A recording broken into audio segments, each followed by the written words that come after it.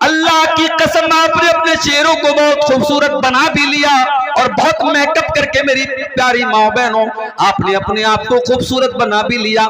Beauty parlour में आजकल देखिए वीडियो भी आता होगा फेसबुक के ऊपर कि बूढ़ी औरत को ब्यूटी पार्लर वाले जवान बना देते हैं, काली औरत को गोरी बना देते हैं, बदसूरत को खूबसूरत बना देते हैं।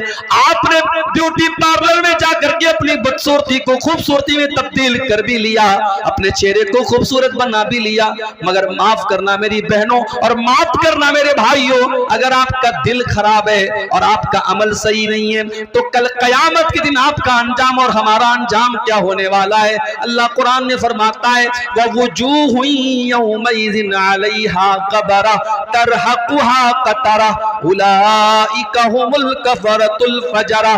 कयामत के दिन कुछ ऐसे भी लोग आएंगे जिनके चेहरे काले कलूटे होंगे, जिनके चेहरों पर अल्लाह ताला तारकोल पोत देगा, उनके चेहरे बड़े बदसूरत हो जाएंगे, बड़े भयानक हो जाएंगे। वो दुनिया में बड़े हैंडसम रहे होंगे, बड़े स्मार्ट और बड़े खूबसूरत रहे होंगे, मगर कयामत के दिन उनके चेहरे बड़े बदसूरत बना दिए जाएंगे। ये कौन लोग होंगे? फरमाया उलाइका हुमुल कफ़रतुल फ़जरा, ये वो लोग होंगे जो अल्लाह का इनकार करने वाले, उसकी शरीयत का इनकार करने वाले, ये हराम खाने वाले और गलत काम करने वाले और नाजायज काम करने वाले और अल्लाह को नाराज करने वाले काम करने वाले होंगे। दुनिया में इंसान फेसबुक चला रहा है, मोबाइल चला रहा है, कोई गलत चीज देख लिया, अब डर भी है कि माँ के हाथ में लग गया, भाई के हाथ में लग गया तो देख न ले, तो क्या करता है? डिलीट कर देता है। ब्राउजर पे कोई चीज देखा डिलीट, व्हाट्सएप की चैटिंग डिलीट, फेसबुक का मैसेंजर की चैटिंग डिलीट, सब डिलीट कर दिया। दुनिया से आपने सब डिलीट कर दिया। मेरे प्यारे भाइयों, जो अल्लाह ताला का डाटा रिकॉर्ड हो रहा है, अल्लाह ताला के फरिश्ते तो सब रिकॉर्ड कर रहे हैं कि एक एक अदा आपकी रिकॉर्ड कर रहे हैं।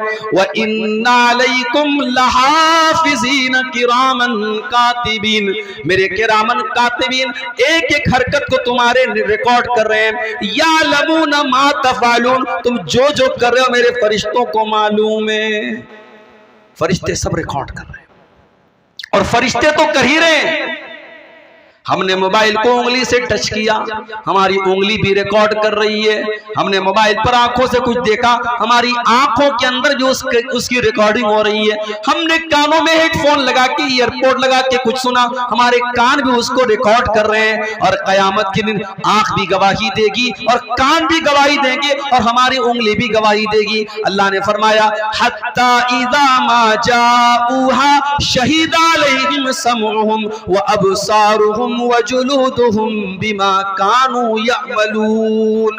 कयामत के दिन जब तुम आओगे, तुम्हारी आंखें भी तुम्हारे खिलाफ गवाही देंगी, तुम्हारे कान भी तुम्हारे खिलाफ गवाही देंगे, तुम्हारे बदन की चमड़ी भी तुम्हारे खिलाफ गवाही देगी। वक़ालू लिजुलूदिहिम लिमा शहिदतुम अलैना क़ालू अंतक़नल्लाहुल्लज़ी अंतक़ कुल्ल शै। इंसान कहेगा अपनी चमड़ी से, तू कैसे बोल रही है, तू कैसे बात कर रही है? इंसान की चमड़ी कहेगी आज अल्लाह ने हमको बोलने की ताकत दी है, बोलने की शक्ति दी है और आज हम तेरे करतूतों का पर्दाफाश करेंगे, तेरे पोल खोलेंगे, तेरा सब कुछ बयान करेंगे। इसकी फिक्र करो मेरे भाई। ये उंगली से जो टच करते हो उंगली गवाही देगी, ये कानों से जो सुनते हो कान गवाही देंगे, आंखों से जो देखते हो आंख गवाही देगी। और अल्लाह हिसाब नहीं लेगा, अल्लाह हिसाब तो बाद में लेगा। दुनिया में क्या होता है? रिजल्ट मिलता है स्कूल में बच्चों को, उस पर लिखा रहता है पास है कि फेल है, पास है तो कौन सी डिवीजन से पास है, कितने परसेंटेज मिले। दुनिया में ये तो नहीं होता ना कि बच्चे को ला करके एग्जाम की कॉपी दे दी जाती है, लो भाई देखो तुमने जो लिखा वो नंबर मिला, ऐसा नहीं होता। एग्जाम की कॉपी कब मिलती है? जब बच्चे के गार्जियन कहते हैं कि सर हमारे बच्चे ने तो बहुत अच्छा इंग्लिश का पेपर दिया था, आपने 100 में उसको 70 मार्क्स दिए हैं, 70 नंबर दिए, हमारा बच्चा तो कह रहा है उसके सारे जवाब सही थे। तो टीचर क्या करता है? कॉपी निकालता है और कॉपी निकाल के बच्चे के पेरेंट्स को दिखा देता है, उसके माँ बाप को, देखिए ये है आपके बच्चे की कॉपी, आपके बच्चे ने जितना लिखा था उसका उतना नंबर उसको मिल गया। कयामत के दिन अल्लाह तबारक व तआला हमारी मार्कशीट नहीं देगा, हमारी आंसर बुक देगा। वकुल्ल इंसानिन अलज़मनाहु ताइरहु फी उनुक़ी, हर इंसान का नाम आमाल उसकी गर्दन में हम लटका देंगे। वकुल्ल इंसानिन अलज़मनाहु ताइरहु फी उनुक़ी वनुख़रिजु लहू यौमल क़ियामति किताबन यल्क़ाहु मंशूरा। उसकी पूरी जिंदगी का कच्चा चिट्ठा एक खुली हुई किताब की शक्ल में उसकी गर्दन में लटका दिया जाएगा और अल्लाह फरमाएगा इक़रा किताबक कफ़ा बिनफ़्सिकल यौमा अलैका हसीबा। मेरे बंदे ये तू अपनी किताब को खुद पढ़ ले, अपनी आंसर बुक को खुद देख ले, तू क्या करके आया है, तूने क्या क्या गुनाह के काम किए, क्या तूने अच्छे काम किए, सब रिकॉर्ड कर लिया गया है। ये तेरी किताब है, तू खुद हिसाब करके बता दे तुझे कितने नंबर मिलने चाहिए, तुझे पास होना चाहिए या फेल होना चाहिए, तुझे कामयाब होना चाहिए या नाकाम होना चाहिए, तुझे जन्नती होना चाहिए या जहन्नमी होना चाहिए। ये है अल्लाह ताला का सिस्टम मेरे भाई। हम दुनिया की खूबसूरती पर इतरा रहे हैं, नहीं मेरे भाइयों, कयामत के दिन अल्लाह हमारी खूबसूरती नहीं देखेगा, अल्लाह हमारा अमल देखेगा, हमारा तकवा देखेगा। हजरत बिलाल कौन से खूबसूरत हैं? हजरत बिलाल कोई दुनिया के स्टैंडर्ड के हिसाब से कोई गोरे चट्टे भी नहीं, कोई खूबसूरत भी नहीं है। वो तो हबशा के रहने वाले हैं, उनका रंग तो काला है, वो तो काले हैं, मगर उनका मकाम क्या है मेरे प्यारे भाइयों? इतनी मीठी आवाज हजरत बिलाल की है कि जब अल्लाह के नबी खाने काबा को फतह करते तो कहते हैं बिलाल इस खाने काबा की छत पे चढ़ के तू अजान दे। और दुनिया ने देखा कि जिस खाने काबा के अंदर 360 बुतों को रखा गया था, उसकी छत पे खड़े करके बिलाल हबशी अज़ान देते हैं और लोगों को नमाज की दावत देते हैं। बिलाल का ये मकाम है कि अल्लाह के नबी जब मेराज के सफर पे जाते हैं, आप कहते हैं कि मैंने अपने आगे जन्नत में किसी के चलने की आवाज सुनी, मैंने किसी के पैरों की आहट की आवाज सुनी, मुझे बताया गया कि ये हजरत बिलाल के कदमों की आहट है। जब आप दुनिया में तशरीफ लाए, आपने पूछा कि है बिलाल तू कौन सा ऐसा अमल करता है कि मैंने जन्नत में तेरे कदमों की आहट की आवाज सुनी थी? हजरत बिलाल ने कहा अल्लाह के नबी मुझे ऐसा कोई अमल तो याद नहीं है, हाँ एक बात मेरे अंदर है, मैं कभी बेवजू नहीं रहता हूँ। पेशाब किया, लेटरिन की हाजत हुई, हवा खारिज हो गई, जब भी मेरा वजू टूट जाता है मैं वजू कर लेता हूँ और जब भी मैं वजू करता हूँ मैं 2 रकात नमाज पढ़ता हूँ। अय अल्लाह के नबी हो सकता है कि यही अमल हो? आपने फरमाया कि हाँ ए बिलाल यही वो अमल है जिसने तुझे इस मकाम तक पहुंचाया। यही बिलाल थे जब इन्होंने इस्लाम को कबूल किया, इनके मालिक ने उमैया इब्ने खल्फ ने इनको अरब के तपते हुए सहरा में, अरब के तपते हुए बालू पर लिटा दिया और इनके सीने पर गर्म पत्थर रख दिया और इनके ऊपर प्रेशर डाल करके कहने लगा कि ए बिलाल अगर तू इस्लाम को छोड़ दे तो मोहम्मद का दीन छोड़ दे, ए बिलाल हम तुझे तकलीफ देना छोड़ देंगे। मेरे नौजवान साथियों, बिलाल कोई बहुत पढ़ा लिखा इंसान नहीं, बिलाल कोई खूबसूरत इंसान नहीं है, बिलाल कोई हैंडसम इंसान नहीं है, मगर बिलाल के सीने में जो दिल है उस दिल में अल्लाह की मोहब्बत भरी है, रसूल की मोहब्बत भरी है। उस अरब के तपते हुए सहरा में लेटा हुआ बिलाल, सीने पर गर्म पत्थर रखा हुआ बिलाल, सीने की चर्बी बिलाल की पिघल रही है और बिलाल के पीठ को अरब की तपती हुई रेत उनकी पीठ को पिघला रही है, मगर फिर भी बिलाल की जुबान से क्या निकलता है? अहद अहद अहद, मेरा अल्लाह एक है, मेरा माबूद एक है, मेरा रब एक है। बिलाल अपनी तौहीद को छोड़ने को तैयार नहीं है। और हमारी नौजवान नस्ल का क्या हाल है? बरेली शहर, उत्तर प्रदेश के बरेली शहर में 8 साल तक मदरसे में पढ़ने वाली लड़की फेसबुक पर किसी ने आई लव यू बोल दिया, मोहब्बत का इकरार कर दिया, उसके जाल में फंसती है और इस्लाम को छोड़ करके उसके मजहब में दाखिल होती है, उसके साथ जाके शादी कर लेती है। ये हमारी कौम की हालत है। शर्म से चुल्लू पर पानी में डूब मरना चाहिए हमें। हमको तो लगता है कि साहब ये तो अखबार में खबर आई है, ये सिर्फ एक खबर नहीं है, ये पूरी कौम के लिए सोचने का मकाम है मेरे भाई। और इसीलिए मैं कहता हूं कि इन मदरसों को आप हकीर मत समझो।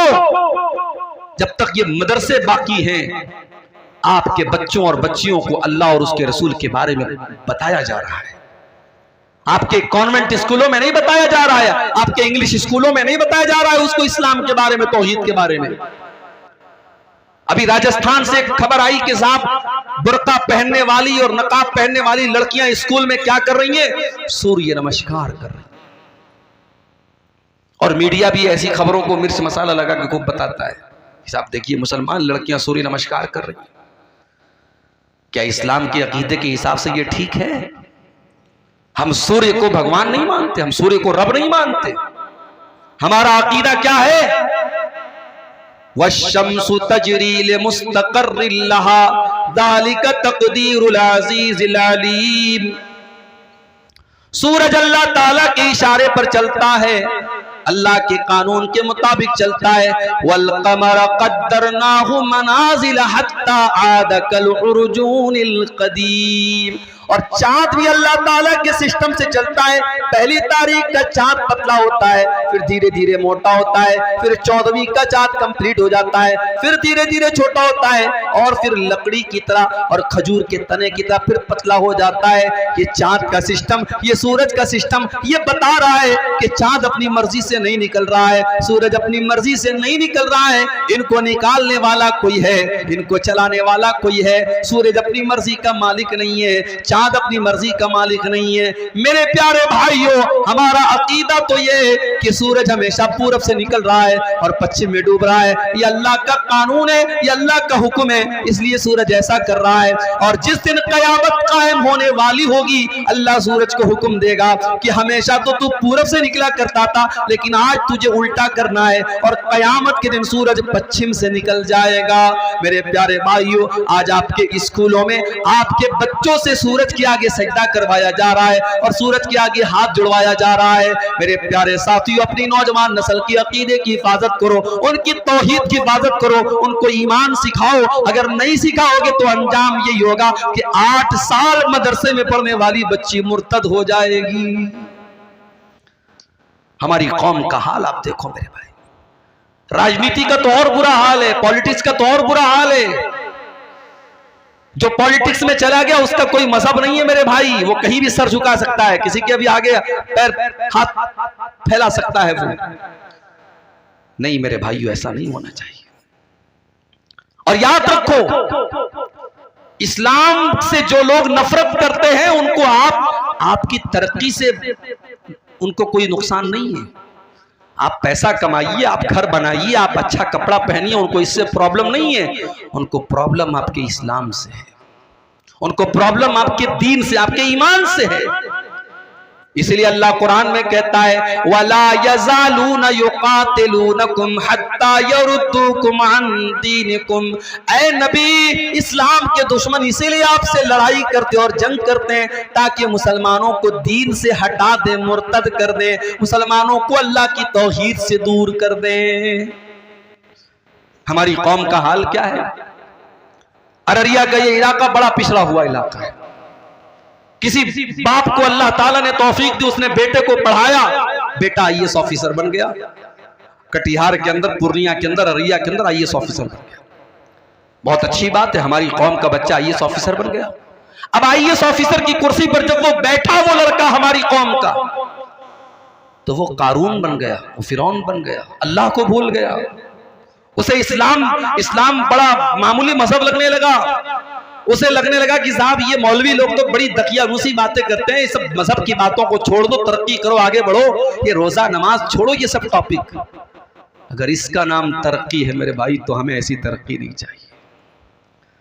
हमें ऐसी तरक्की नहीं चाहिए जो मजहब और दीन और तौहीद को हम खो करके हासिल करें मेरे भाइयों।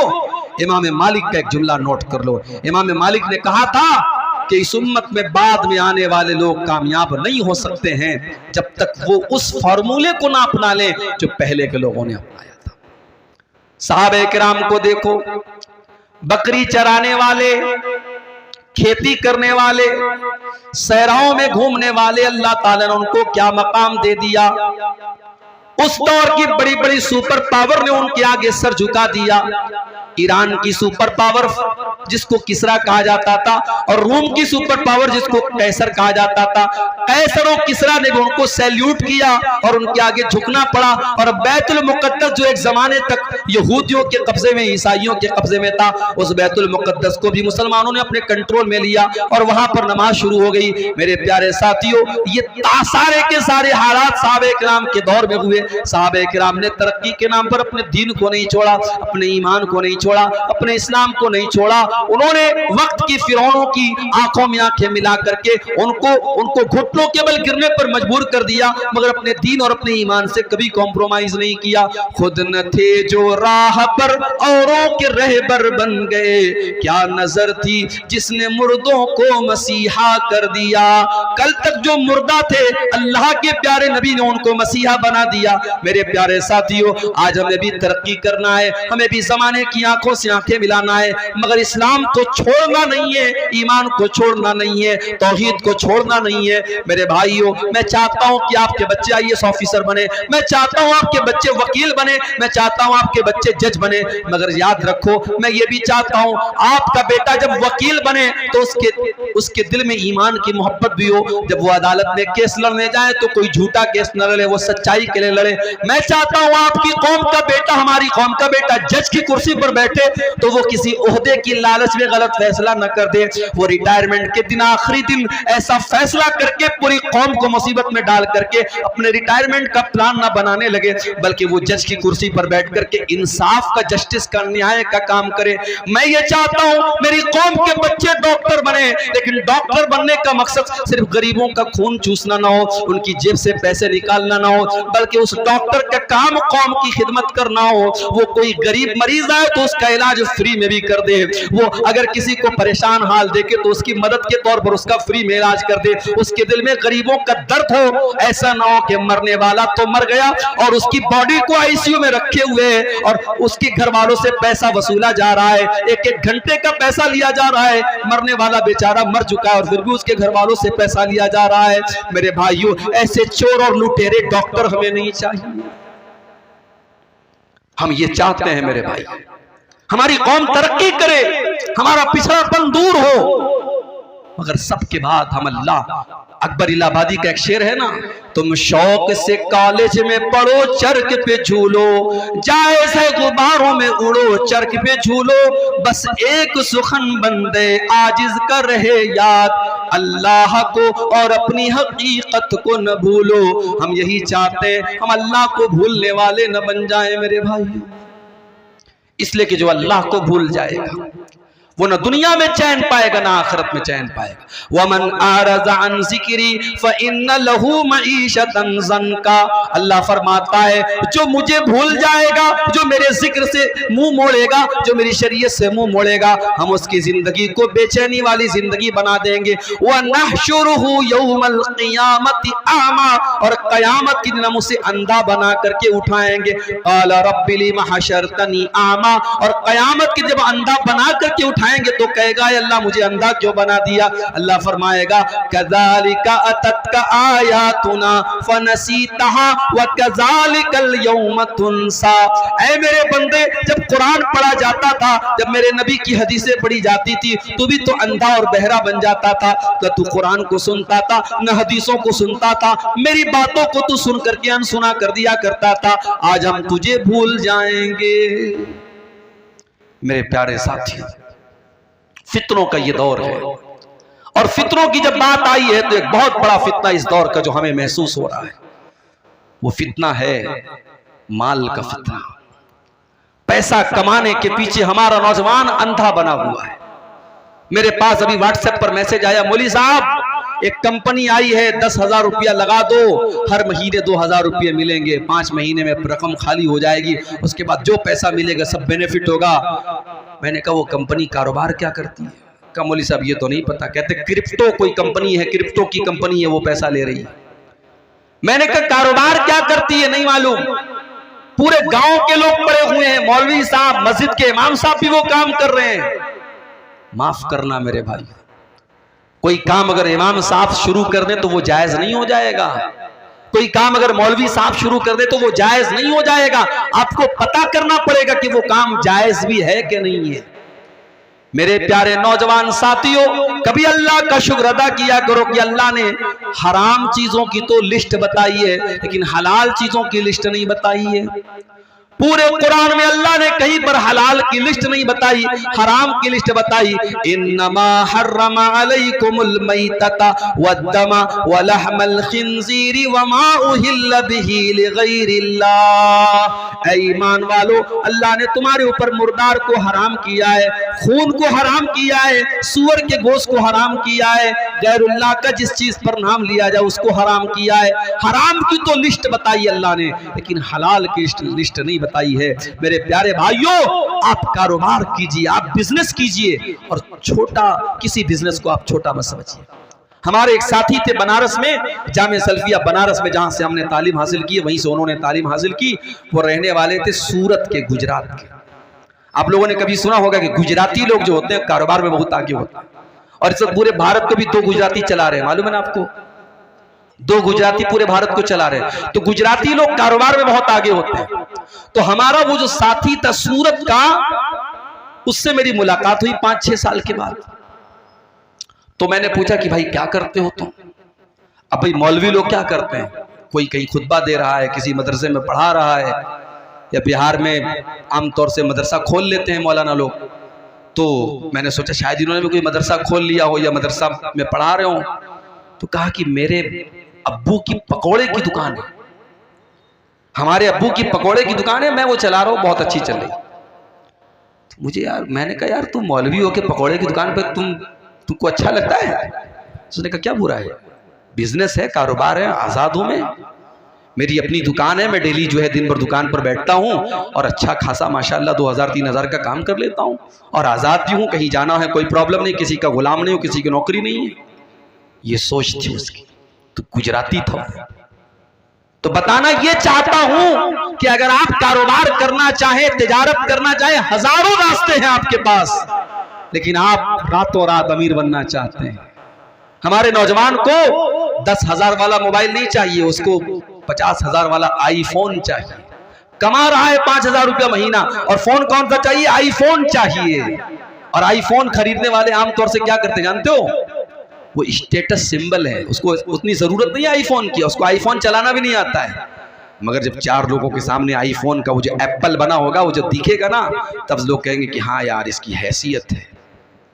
क्या स्टेटस के पीछे मर रहे हो मेरे भाई?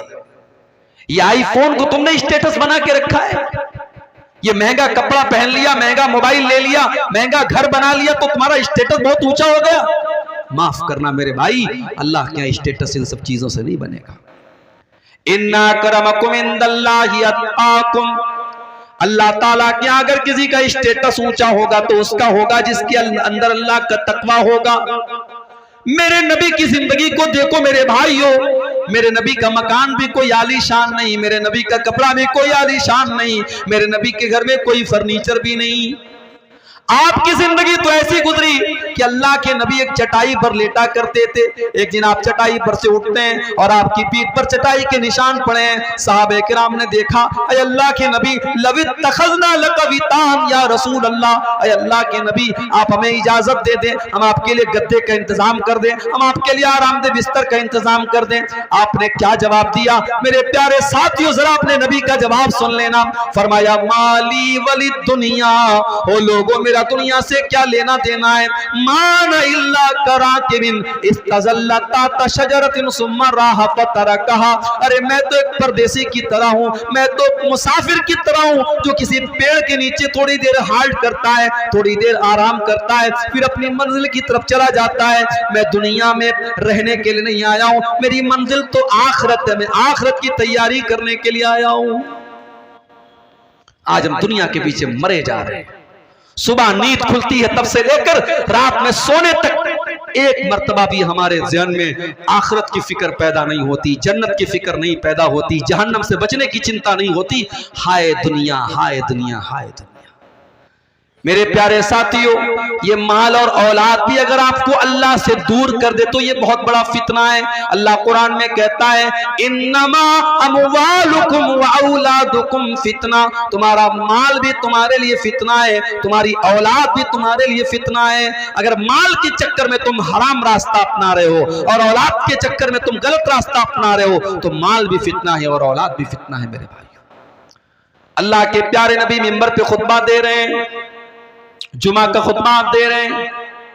आपके नवासे हजरत हसन और हुसैन जिनकी उम्र 4-5 बरस की है, वो दोनों मस्जिद में आ रहे हैं। 5 साल के बच्चे चलते भी हैं तो गिरते पड़ते हुए चलते हैं। हदीस के अल्फाज हैं, हजरत हसन और हुसैन गिरते पड़ते फिसलते हुए मस्जिद में चले आ रहे हैं। अल्लाह के प्यारे नबी की नजर अपने नवासों पर पड़ी और वो दोनों नवासे लाल रंग का कुर्ता पहने हुए हैं। पता ये चला कि लाल रंग का कुर्ता पहनना जायज है, लाल रंग का कपड़ा पहनने में कोई हर्ज की बात नहीं है। हाँ, सैफ्रॉन कलर का कपड़ा नहीं पहनना चाहिए, जाफरानी कलर का कपड़ा, वो मुशरिकों की पहचान है, वो उनका शियार है। अगर कोई रेड कलर का लाल रंग का शर्ट पहनता है, कुर्ता पहनता है, चाहे मर्द हो चाहे औरत हो, कोई हर्ज की बात नहीं। नबी के नवासे लाल रंग का कुर्ता पहन करके आ रहे हैं और अल्लाह के नबी की नजर पड़ गई। हदीस के अल्फाज हैं, आपने अपने खुतबे को रोका और आपने अपने दोनों नवासों को गोद में लिया, उनको लाडो प्यार किया और उनको प्यार करने के बाद आपने फरमाया कि ओ लोगों, अल्लाह ताला ने कितनी सच्ची बात कही है कुरान में, इन्नमा अमवालुकुम व औलादुकुम फितना, तुम्हारा माल तुम्हारे लिए फितना है, तुम्हारी औलाद तुम्हारे लिए फितना है। अच्छा एक बात बताओ, अल्लाह के नबी ने खुतबा रोका, नवासों को गोद में लिया और ये बात कही, इसमें कितना टाइम लगा होगा? ज्यादा ज्यादा 2 मिनट लगा होगा, 3 मिनट लगा होगा, 5 मिनट मान लो। 5 मिनट के लिए अल्लाह के नबी ने खुतबे को रोका और अपने नवासों को, अपने बच्चों को गोद में लिया, तो आपने उसको फितना कहा है। और हमारा हाल क्या है? हमारा हाल तो यह कि हम 24 घंटे दुनिया में डूबे हुए हैं, दुनिया के लालच में पड़े हुए हैं और इस कदर लालची हो चुके हैं। अजान की आवाज आती है, 5 टाइम अजान देने वाला अजान दे रहा है, अस्सलातु खैरुम मिन नौम की आवाज दे रहा है और हम अपनी दुकान पे बैठे हुए हैं। हमारा कारोबार चल रहा है, हमारा बिजनेस चल रहा है, हमारी दुकान बंद नहीं हो रही, हमारे कारोबार पर कोई फर्क नहीं पड़ रहा है। यानी 5 टाइम की नमाज में, फजर की नमाज तो बिल्कुल सुबह पढ़ी जाती है, अगर 4 टाइम की जो नमाज है, जोहर, असर, मगरिब, इशा, अगर चारों नमाज को अगर आपके वर्किंग टाइम में मान लिया जाए, आपकी दुकान के, आपके कारोबार के टाइम में, और एक नमाज पे आधा घंटे का टाइम मान लिया जाए, तो यानी आप 24 घंटे में 2 घंटा भी अपने कारोबार से निकाल करके अल्लाह को देने को तैयार नहीं। जो अल्लाह आपको खिला रहा है, पिला रहा है, आपको ऑक्सीजन दे रहा है।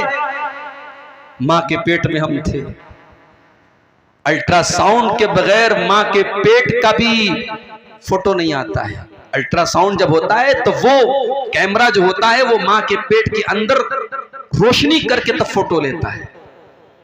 मां के पेट में जहां रोशनी पहुंचने का कोई रास्ता नहीं है, अल्लाह तेरी कुदरत है कि तू वहां भी बच्चे का दिल बना रहा है, वहां भी बच्चे का दिमाग बना रहा है, वहां भी बच्चे की आंखें बना रहा है। और क्या मजाल है कि कोई एक आंख इधर हो और एक आंख इधर हो, एक कान यहां हो और एक कान यहां हो, पूरे बैलेंस के साथ, पूरे तवाज़ुन के साथ बच्चा पैदा होता है। आंख अपनी जगह पे है, कान अपनी जगह पे है, मुंह अपनी जगह पे है, दिमाग अपनी जगह पे है। ये अल्लाह की कुदरत देखो मेरे प्यारे साथियों, अल्लाह ताला मां के पेट में ये सारा प्रोसेस करता है। और आज हम और आप इतने बड़े नाशुक्रे हैं, उस अल्लाह के लिए हम 5 टाइम की नमाज भी पढ़ने को तैयार।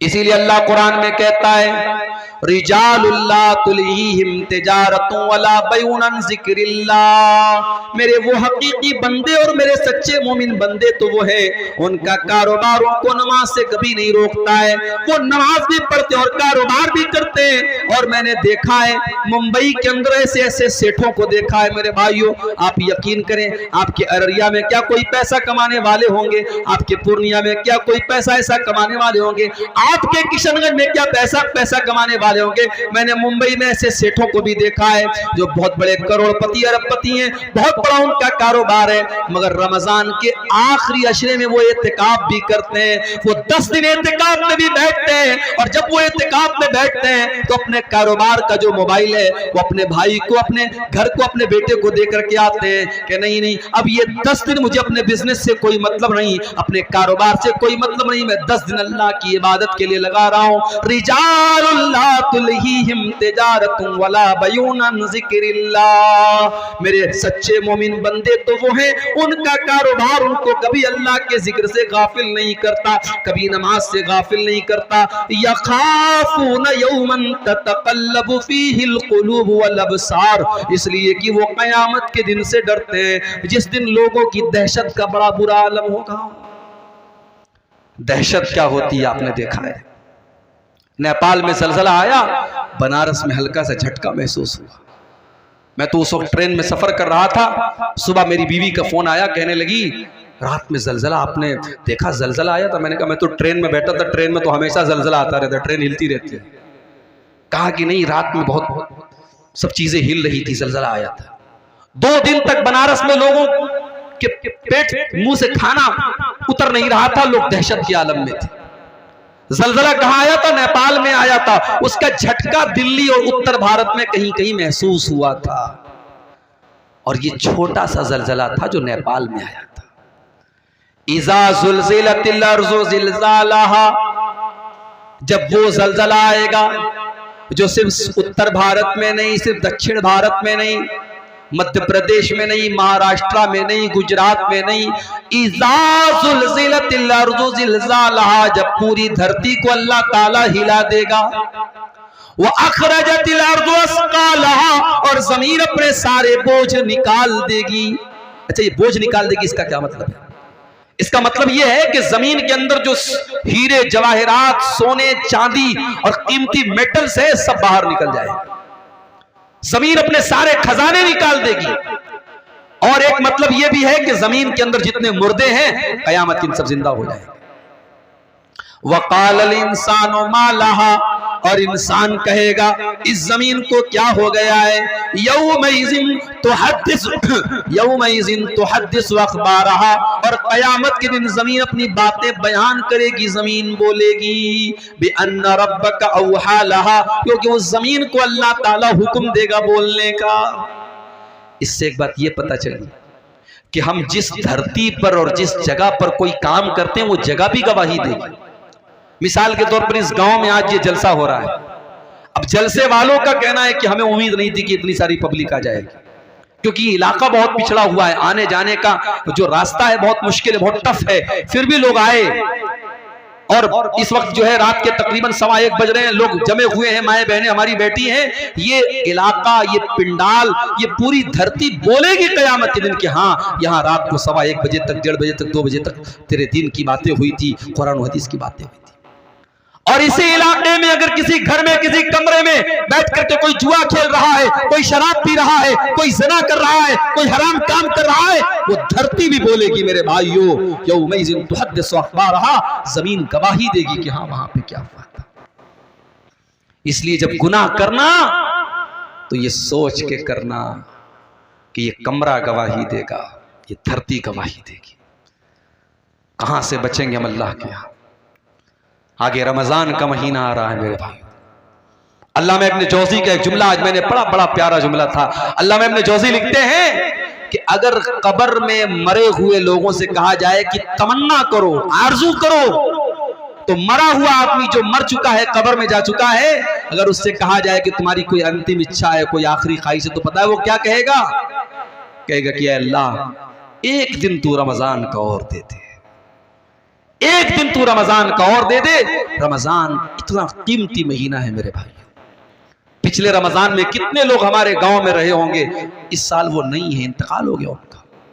कितने बूढ़े लोग, कितने नौजवान लोग, कितनी औरतें पिछले रमजान में थी, इस साल नहीं है। और इस साल अल्लाह ताला हमको ये तौफीक दे रहा है, सन 2024 का और हिजरी कैलेंडर के हिसाब से 1445 हिजरी का रमजान हमें मिलने वाला है, अगर हम जिंदा रहे, अगर हमारी हयात बाकी रही। अल्लाह ने हमें एक चांस दिया है मेरे भाई। कि अपने आप को हम सुधार ले, तौबा कर लें। और जब हम तौबा करेंगे, हमने जितने गुनाह किए अल्लाह सब माफ कर देगा। अच्छा, दुनिया में इंसाफ का पैमाना अलग है। दुनिया का इंसाफ क्या कहता है कि अगर किसी ने अच्छा काम किया उसको बदला दिया जाए, किसी ने बुरा काम किया उसको सजा दी जाए। दुनिया का इंसाफ तो यही है। अल्लाह का इंसाफ बड़ा निराला है। अल्लाह का इंसाफ ये है, अगर आपने कोई नेकी का इरादा किया, आपने इशा की नमाज पढ़ी और रात में बिस्तर पे सोने के पहले आपने मोबाइल के ऊपर अलार्म लगाया कि मैं रात को 3 बजे उठ करके तहज्जुद की नमाज पढ़ूंगा, पक्का इरादा आपने किया, लेकिन थके हारे थे, नींद आ गई, सोए रह गए और 3 बजे रात में फजर आप तहज्जुद की नमाज के लिए नहीं उठ पाए। अल्लाह के नबी फरमाते, जब बंदा नेकी का पक्का इरादा करता है और किसी वजह से वो नेकी नहीं कर पाता है, अल्लाह कहता है उक्तुबू लहू हसनतन, मेरे बंदे के नाम अमाल में एक नेकी लिख दो। उसने किया नहीं था, इरादा किया था, पक्का इरादा किया था। और अगर बंदा वो नेकी का काम कर लेता है, अल्लाह फरिश्तों से कहता है उक्तुबू लहू अशरा हसनात, उसके नाम आमाल में 10 नेकी लिख दो। नेकी का इरादा किया तो 1 नेकी का सवाब, और नेकी कर लिया तो 10 नेकी का सवाब। उसके बाद एक और बंदा आता है और वो गुनाह करता है, अल्लाह फरमाता है इसके नाम आमाल में 1 गुनाह लिखो। उसने गुनाह का इरादा किया था, अल्लाह कहता है 1 गुनाह लिखो। उसने गुनाह कर लिया था, अल्लाह कहता है 1 गुनाह लिखो। और एक दूसरा इंसान आता है जो गुनाह का इरादा करता है, अल्लाह फरिश्तों से कहता है होल्ड करो, इंतजार करो, वेट करो, देखते रहो वो गुनाह करता है कि नहीं करता है। अगर बंदे ने गुनाह का इरादा किया और फिर इरादा करने के बाद उसने गुनाह नहीं किया, उसने अपने दामन को गुनाह से बचा लिया, अल्लाह के नबी फरमाते कि अल्लाह ताला फरिश्तों से कहता है उक्तुबू लहू हसनतन, मेरे बंदे के नाम अमाल में 1 नेकी लिख दो। फरिश्ते कहते हैं अल्लाह उसने तो कोई नेकी का काम न किया, उसने तो कोई अच्छा काम न किया। अरे अल्लाह उसने तो बुराई का इरादा किया था, उसने तो शराब पीने का इरादा किया था, उसने तो ज़िना करने का इरादा किया था। अरे अल्लाह उसने गलत काम करने का इरादा किया था और बाद में उसने गलत काम नहीं किया और तू कह रहा है कि हम 1 नेकी लिख दे। अल्लाह फरमाता है इन्नमा तरकहा मिन जर्राया, मेरे बंदे ने मेरे डर से गुनाह को छोड़ा है, मेरे खौफ से गुनाह को छोड़ा है, मेरे बंदे के नाम अमाल में 1 नेकी लिख दो। ये है अल्लाह का इंसाफ। इतना करीम है हमारा रब, इतना रहीम है, इतना मेहरबान है, और हम इतने बड़े नालायक हैं, नाशुक्र हैं कि उस अल्लाह से हम तौबा भी नहीं करते। मेरे भाइयों, अल्लाह को क्या पड़ी है कि अल्लाह अपना अजाब हम पर नाजिल करेगा। ये जितने परेशानियां हम पर आ रही हैं, ये हमारे अपने करतूतों का नतीजा है। अल्लाह हम पर अजाब भेजना नहीं चाहता है। अल्लाह तो खुद कुरान में कहता है मा यफ़अलुल्लाहु बिअज़ाबिकुम इन शकरतुम व आमनतुम व कानल्लाहु शाकिरन अलीमा। अल्लाह तुम पर अपना अजाब भेज करके क्या करेगा? ऐ मेरे बंदो, अगर तुम अल्लाह का शुक्रिया अदा करने वाले बन जाओ, तुम अल्लाह के ऊपर ईमान लाने वाले बन जाओ, तो अल्लाह ताला तुम पर अपना अजाब नाजिल करके क्या करेगा। इसलिए मेरे भाइयों, फितनों के इस दौर में अगर हमसे कुछ गुनाह के काम हुए हैं, हम अल्लाह से तौबा कर लें और अपने आप को जहन्नम की आग से बचाएं। और जहन्नम की आग से बचाने के लिए बहुत सारे नेकी के काम आप कर सकते हैं। अल्लाह के नबी ने फरमाया इत्तकुन्नार वलौ बिशिक्कि तमरा, खजूर का टुकड़ा भी अल्लाह के रास्ते में दे करके अपने आप को जहन्नम की आग से बचा सकते हो तो बचा लो।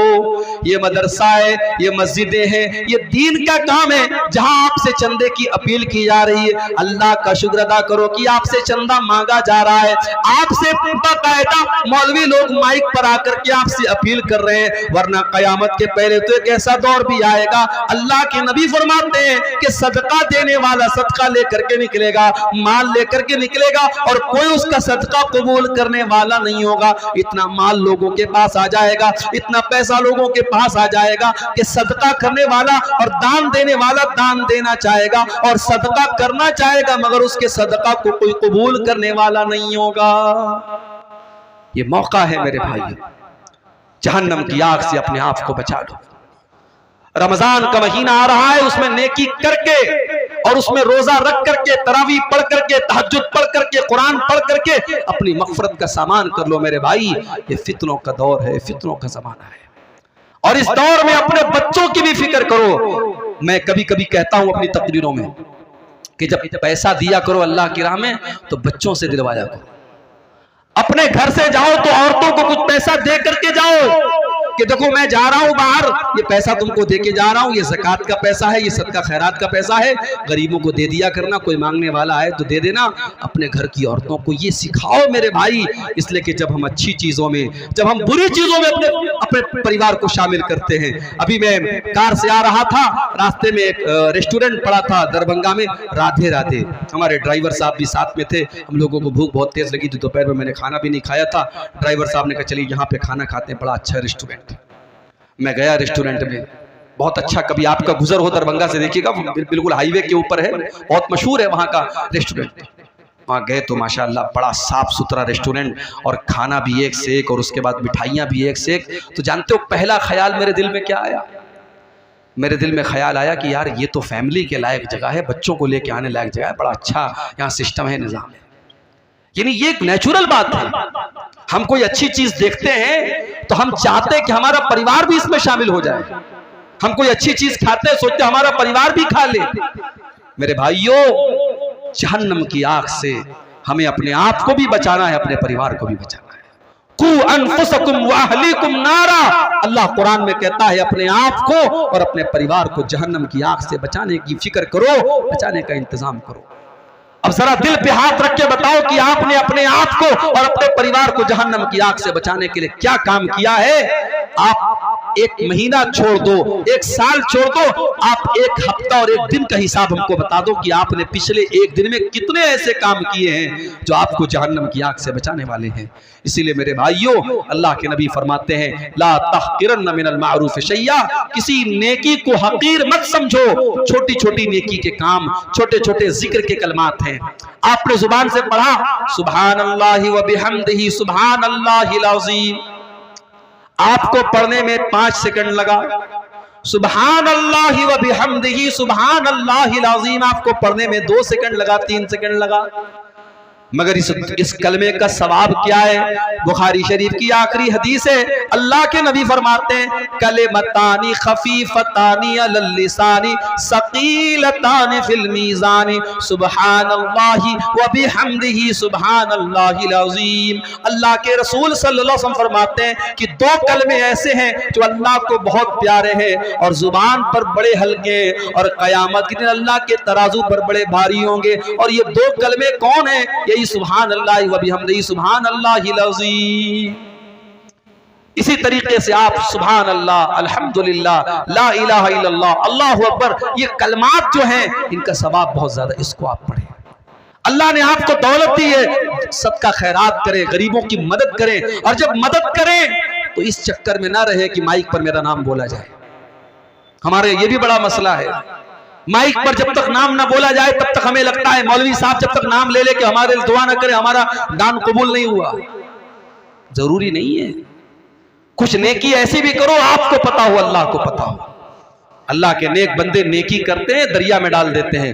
वयुतिमून अत्तआम अला हुब्बिही मिस्कीनन व यतीमन व असीरा, मेरे नेक बंदे गरीबों को खाना खिलाते हैं, यतीमों को खाना खिलाते हैं, कैदियों को खाना खिलाते हैं। और जब खाना खिलाते तो क्या कहते हैं? इन्नमा नुतिमुकुम लिवजहिल्लाह, हम तुम्हें अल्लाह को राजी करने के लिए खाना खिला रहे हैं। ला नुरीदु मिनकुम जज़ाअन वला शुकूरा, हमें तुमसे कोई बदला नहीं चाहिए, हमें तुमसे कोई शुक्रिया नहीं चाहिए, हम तो अल्लाह से अपना बदला चाहते हैं। इन्ना नखाफु मिर रब्बिना यौमन अबूसन कमतरीरा, हमें तो क़यामत के दिन का डर है। मेरे भाइयों, मेरी तकरीर लास्ट में होने वाली थी और अभी शायद बंगला जुबान के कोई मुकर्रिर बाकी हैं जो आपके सामने चंदे के लिए तकरीर करेंगे, लेकिन चूंकि पब्लिक दूर दूर से आई है और जलसे वालों ने ये सोचा कि अगर बाद में मेरा नंबर आएगा तो हो सकता है बहुत सारे लोग चले जाएं, इसलिए मुझे पहले आते ही फ़ौरन जो है 10 मिनट के बाद मुझे बुला लिया गया। मैं एक आपसे गुजारिश करता हूँ कि आप इस मदरसे के लिए जो वाकई में यानी इसमें तो कोई शक नहीं करेगा कि ये इलाका काफ़ी पिछड़ा हुआ है और इस इलाके में मदरसे की ज़रूरत थी। और अल्लाह जज़ाए खैर दे हमारे भाई शेख नौशाद साहब को और उनके तमाम जो रफ़क़ा हैं जिनकी मेहनतों से ये जामिया इस्लामिया अम्मारिया चल रहा है। आप दुआ भी करें और जाते वक्त आपसे जो भी बन सके आप ताउन करके जाएं, इस इदारे को दान दे करके जाएं। अगर वाकई में आपको दीन से मोहब्बत है, अल्लाह से मोहब्बत है, रसूल से मोहब्बत है और आप चाहते हैं कि इस इलाके के बच्चे भी कुरान और हदीस को सीखें और यहाँ की नौजवान नस्ल भी ऐसी तैयार हो जिसके दिल में अल्लाह और उसके रसूल की मोहब्बत हो, तो ये काम करके आप जाएं। मैं दुआ करता हूँ अल्लाह ताला से रब्बुल आलमीन हम सबको इस दौर में, फितनों के इस दौर में जो भी नेकी के काम हैं अल्लाह ताला उसमें हम सबको हिस्सा लेने की तौफीक अता फरमाए। रब्बुल आलमीन हमारे जिन भाइयों ने इस मदरसे में अब तक चंदे और दान दिए हैं, अल्लाह उनके दान को, उनके चंदे को कबूल फरमाए। और जो अभी तक पीछे रह गए हैं और अभी तक उन्होंने इस कार्य खैर में, इस नेकी के काम में हिस्सा नहीं लिया है, अल्लाह उनको तौफीक दे कि वो आगे बढ़ें और आकर के मदरसे में ताउन करके जाएं। आमीन। अल्लाह ताला से हम ये भी दुआ करते हैं अल्लाह इस इलाके की पिछड़ेपन को दूर करे, इस इलाके को भी और इलाकों की तरह तरक्की अता फरमाए, यहाँ के लोगों की जिंदगियों में बरकतें अल्लाह ताला पैदा करे।